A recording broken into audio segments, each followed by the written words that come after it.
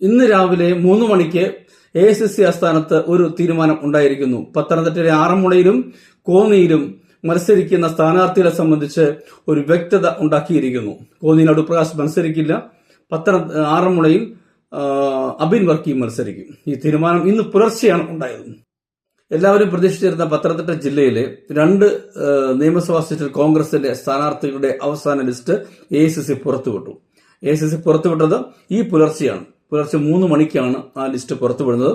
കോന്നിയിൽ അടൂർപ്രകാശ് മത്സരിക്കേണ്ടതില്ലെന്നും ആറന്മുളയിൽ അബിൻ വർക്കി മത്സരിക്കണം എന്നുള്ളതാണ് തീരുമാനം.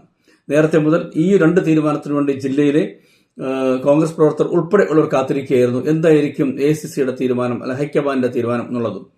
അത് ബുധനാഴ്ച രാവിലെ എടുത്ത ഒരു തീരുമാനത്തിന്റെ ഭാഗവും വൈകുന്നേരം ഉണ്ടായ ഒരു ധാരണയുടെ ഭാഗമായിട്ടുമായിരുന്നു ഞാൻ കഴിഞ്ഞ ദിവസം വൈകുന്നേരം ഒരു അപ്ഡേഷൻ നൽകിയത്. അടൂർപ്രകാശ് കോന്നി മത്സരിക്കും എന്നുള്ളത് നേരത്തെ മുതൽ തന്നെ അത്തരം ഒരു തീരുമാനം നിലനിന്നിരുന്നതാണ്. അത് AICCയുടെ തീരുമാനം വേണമായിരുന്നു. കാരണം MP ആയതിനാൽ ആ ഒരു തീരുമാനം വേണമായിരുന്നു. അതുകൊണ്ടായിരുന്നു വെയിറ്റ് ചെയ്തത്. ഇന്നലെ വൈകുന്നേരം 5 മണിക്ക് K. സുധാകരനും അടൂർപ്രകാശിനും മത്സരിക്കാൻ ഒരു ധാരണ എത്തിയിരുന്നു. അതിന് പ്രകാരം അത്ര വാർത്ത കൊടുത്തു. പക്ഷെങ്കിൽ അതിനുശേഷം വീണ്ടും AICC ആസ്ഥാനത്ത് നടത്തിയ ചർച്ച പിരിഞ്ഞു. തീരുമാനമാകാതെ പിരിഞ്ഞു. രാത്രി 11 മണിക്ക് AICC പ്രസിഡന്റ് മല്ലികാർജുന ഖർഗെയുടെ വീട്ടിലാണ് പിന്നീട് ചർച്ച നടന്നത്. പുലർച്ചെ 3 മണി വരെ, രാത്രി 11 മണിക്ക് തുടങ്ങിയ ചർച്ച ഈ വ്യാഴാഴ്ച പുലർച്ചെ 3 മണി വരെ ചർച്ച നടത്തി. അതിന് പ്രകാരമാണ് ഇപ്പോൾ തീരുമാനത്തിലെത്തിയത്. MP മാർ മത്സരിക്കേണ്ട എന്നുള്ള ഖർഗെയുടെ കടുംപിടുത്തമാണ് ഇപ്പോൾ ഈ തീരുമാനം മാറാൻ ഇടയായത്. K. സുധാകരനും അടൂർപ്രകാശിനും മത്സരിക്കാൻ കഴിയുകയില്ല എന്നുള്ളതാണ് AICCയുടെ തീരുമാനം. അങ്ങനെ വരുമ്പോൾ കോന്നിയിൽ DCCയുടെ പ്രസിഡന്റ് സതീഷ് കൊച്ചുപറമ്പിലും ആറന്മുളയിൽ അബിൻ വർക്കിയുമാണ് മത്സരിക്കുക. ഈ ഒരു തീരുമാനം ഇന്ന് പുലർച്ചെയാണ് എത്തിയിരിക്കുന്നത്.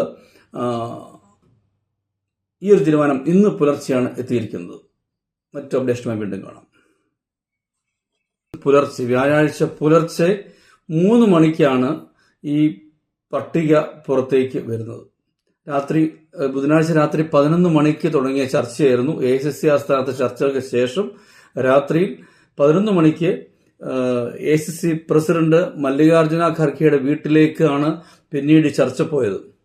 നമുക്കറിയാം, പത്തനംതിട്ട ജില്ലയിൽ 2 സീറ്റുകൾ തമ്മിലായിരുന്നു ഏറ്റവും കൂടുതൽ തർക്കങ്ങൾ നിലനിന്നിരുന്നത്. ഒന്ന് ആറന്മുള സീറ്റും മറ്റൊന്ന് കോന്നി സീറ്റും.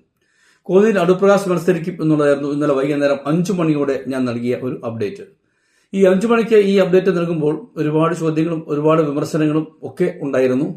പക്ഷെങ്കിൽ ആ 5 മണിക്ക് ഞാൻ ആ വാർത്ത നൽകുന്ന സമയത്ത് തന്നെ AICC ആസ്ഥാനത്ത് നടത്തിയ ചർച്ചയിൽ K. സുധാകരനും അടൂർപ്രകാശും മത്സരിക്കാൻ ഇളവ് നൽകാനുള്ള ഒരു ധാരണ എത്തിയിരുന്നു. അതിന് പ്രകാരം മുന്നോട്ടുള്ള പ്രവർത്തനങ്ങൾ പോകട്ടെ എന്നുള്ള തീരുമാനത്തിലൊക്കെ അനൌദ്യോഗികമായിട്ട് എത്തിയിരുന്നു. അതിന് പ്രകാരമാണ് അത്തരമൊരു വാർത്ത കൊടുക്കാൻ ഇടയായത്. നമുക്കറിയാം, നേരത്തെ തന്നെ ഉയർന്നു കേൾക്കുന്ന പേര് കോന്നിയിൽ അടൂർപ്രകാശിന്റെ ആയിരുന്നു. അവസാന നിമിഷം വരെയും ആ പേര് തന്നെയാണ് വന്നത്. രാത്രിയിൽ നടന്ന ചർച്ച ഈ 11 മണിക്ക് മല്ലികാർജുന ഖർഗെയുടെ വീട്ടിലാണ് രാഹുൽ ഗാന്ധി ഉൾപ്പെടെ ഉള്ളവർ ചർച്ചയ്ക്ക് വേണ്ടി പോകുന്നത്. 11 മണിക്കാണ് പോകുന്നത്. രാത്രി 3 മണി വരെ ഈ ചർച്ച അവിടെ നടക്കുകയാണ്. പ്രധാനമായിട്ടും K. സുധാകരനും അടൂർപ്രകാശിന്റെയും വിഷയമാണ് അവിടേക്ക് വന്നത്. 3 മണിക്കാണ് തീരുമാനത്തിൽ എത്തുന്നത്. കേരളത്തിൽ നിന്നുള്ള നേതാക്കന്മാരുടെ എതിർപ്പുകൾക്കൊക്കെ അല്പം അയവുണ്ടായി. പക്ഷെങ്കിൽ മല്ലികാർജുന ഖർഗെ കടുംപിടുത്തം പിടിച്ചു. MP മാർ മത്സരിക്കേണ്ട എന്നുള്ള കടുംപിടുത്തം തന്നെ അദ്ദേഹം ഒട്ടും അയഞ്ഞില്ല. അതിന് പ്രകാരമായിരുന്നു അങ്ങനെ രാത്രിയിൽ ഒരു അവസാന തീരുമാനത്തിലേക്ക് എത്തിയത്.